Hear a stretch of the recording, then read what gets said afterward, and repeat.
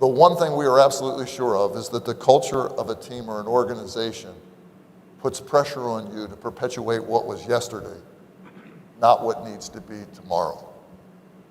Do you all agree with that? That cultural pressures tend to perpetuate stability. It's a stabilizing mechanism, not what needs to be tomorrow.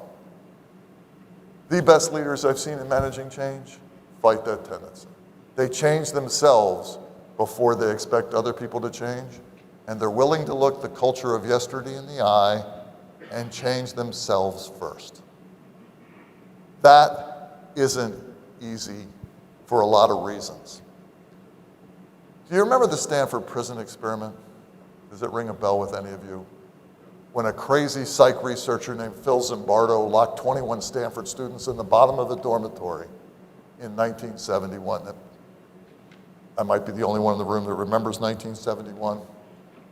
But there weren't a lot of people my age that wanted to be guards of any type, but he locked them in a dorm. He made half of them guards and half of them inmates. It became famous in a movie because the guards supposedly started physically abusing their classmate inmates. The most interesting part of the experiment, though, wasn't that part. The part was how it got called off 6 days into a 13-day experiment. On the night of the 6th day, a female researcher from Berkeley walks into the Stanford dormitory, makeshift prison, and what she sees is a bunch of students, prisoners, being marched down half naked with bags over their head.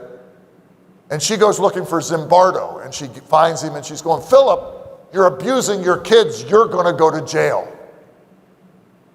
Well, Zimbardo had made himself the warden of the prison experiment to make sure nobody got hurt. But she's yelling at him going, "You're abusing these kids." And he goes, "We had an uprising. We had to put it down." She goes, "You're a psych professor, not a warden." He goes, "I know, but it was a really bad uprising." They argue for about 2 hours, and she pulls out the trump card and she says, "Philip, if you don't knock this crap off, our marriage is off." It wasn't until she threatened him. She's still Mrs. Zimbardo to this day. But here's the thing that we have to understand about cultural pressures. We may not think we run with the herd, but we do more than we think. Why? Because the most powerful parts of culture are unarticulated and unrecognized. And the more senior we are in the organization, the more likely we are to be co-opted by the past. Ed Shine's point. Zimbardo, in 6 days, was the world's expert in why we get socialized by the structure, and he became socialized by the structure because you don't recognize it, you don't feel it, you don't articulate it. There's just 1,000 rational reasons why we think the past is better than the novel future that we're not sure of. The best leaders in managing change think about that ahead of time, realize the cultural pressures, and change themselves before they expect others to change. It is not easy. It takes work. It has to be a conscious choice.